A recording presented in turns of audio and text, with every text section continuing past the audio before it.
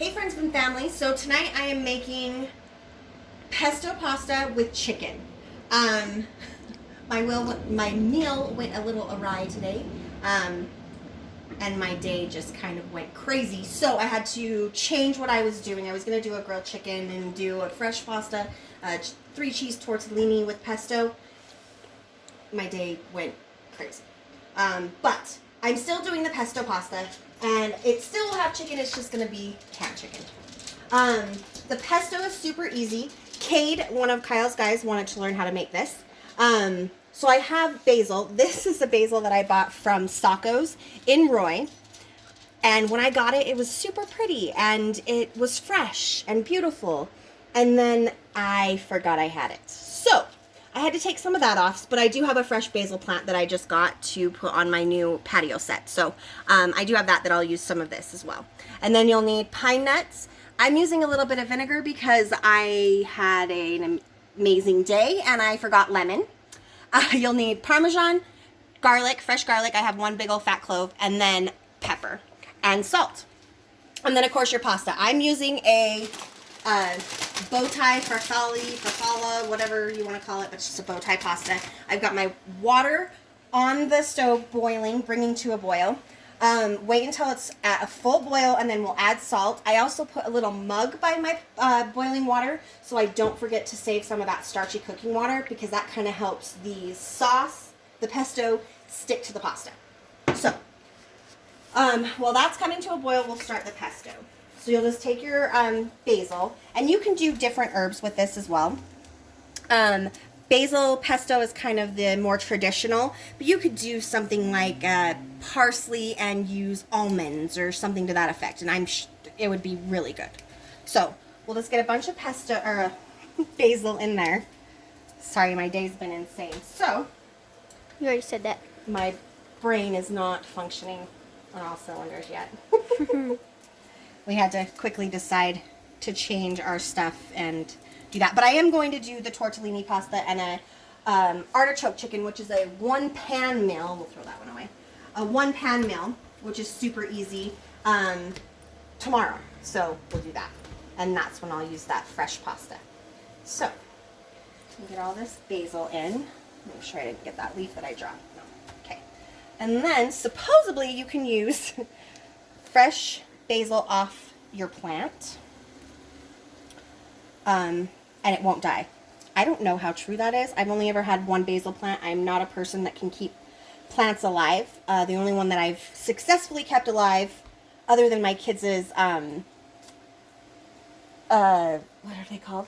Bamboo. They got it when they graduated from kindergarten. But other than that, it's been a cactus. Yeah, no, I have a cactus.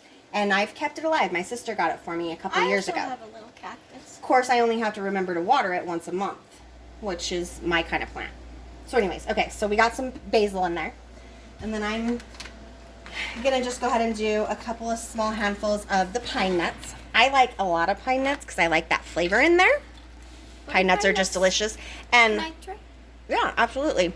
I save some for snacking because that's delicious. And then I'm just going to throw, actually, I'll go ahead and give this a couple cuts. The garlic in there.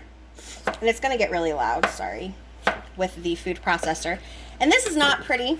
This actually came from my great-grandma. My aunt inherited a lot of her stuff, and this was one of the things, and she knows my love of cooking, and she never used it.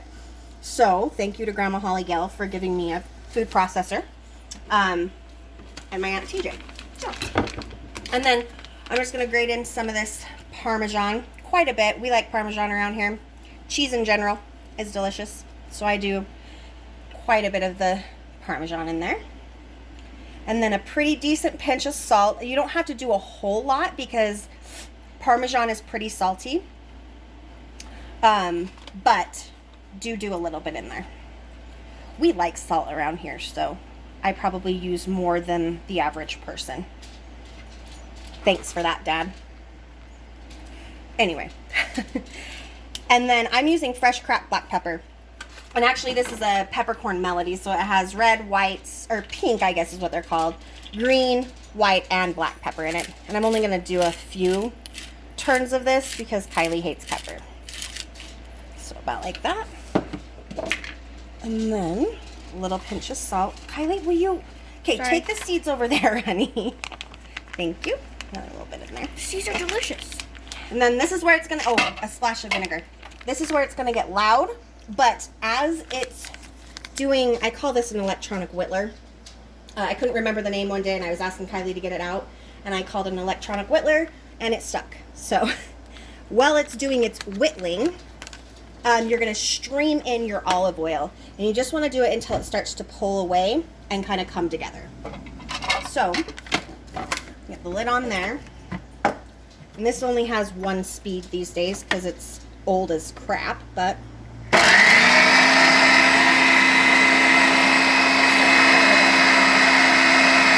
you'll just slowly stream in the olive oil.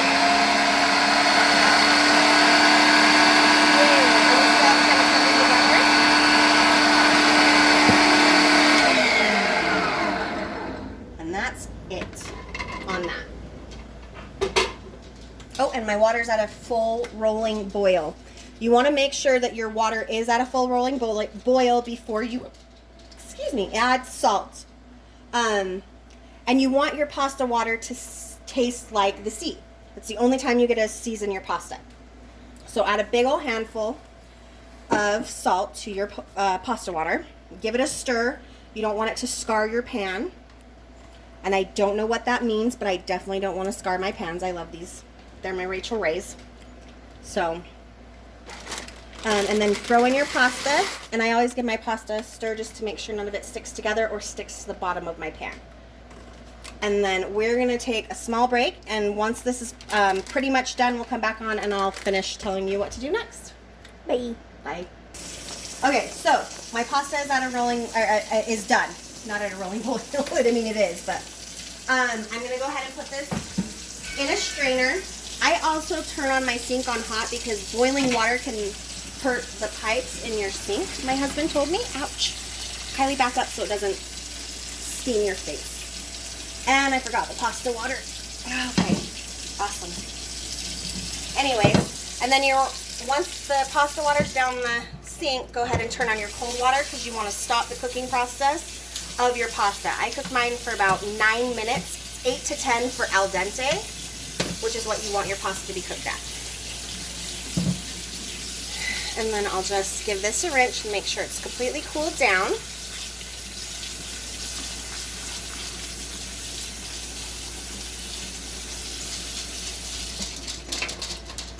And throw it in my bowl. Well, I had my little break. I also chopped up some vegetables. Kylie, move, please. I also chopped up some vegetables. I just did some heirloom little baby tomatoes, mushrooms, and a little bit of cucumber. I'm just going to season that with a little bit of olive oil and some salt. And then that's what Kylie, Kyler, and I will add to our pasta. You can obviously add onions and all that as well to kind of make it a full rounded meal, but Kyle doesn't like that stuff. So I'm not doing that. Anyways, then you're going to want to add your pesto to your pasta. And this is when I would add my pasta water, but it has been one hell of a day and my brain is fried. Yeah, and I forgot. So, and then once again with the chicken, I run it through my fingers a little bit because some of these chunks are pretty big. And I'll also top it with a little bit of Parmesan. It smells so good. It is really good. I love fresh pesto, and it's so easy. I didn't realize that. The first time I made pesto was probably about 6 months ago because I didn't realize how easy it was. Since then, I bought some pre-made stuff to try it, and it's not near as good because you can kind of control how much cheese, how much of the pine nuts that you put in, and you don't have to use pine nuts. Pine nuts are a little bit expensive. I think for that little tiny bag, I paid like $8 for. But the flavor of pine nuts is really good. So, and it's really good in the pesto.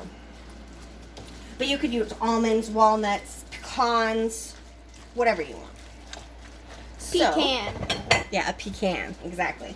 A little pecan pie would be nice to go with this. So a little bit of salt in that, olive oil. I'll give this a quick little stir.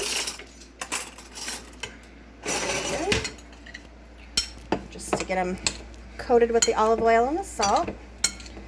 And then we will dish up a little bit of pasta with that chicken. And like I said, grilled chicken is really good with this, but my day ran away from me. Again, you said that again. Yeah, well, it's the truth. It's the way it goes some days. So just add a little pasta, a little bit of your chicken, some fresh veggies, and you have a full meal. The fresh veggies kind of make it for me anyways. And if I had green onion, I would add those as well. But green, red, white, it doesn't matter. You could add whatever you want. But that's it. You have a nice, fresh, homemade pasta. Delicious. And it is. It's really good. Enjoy. Bye.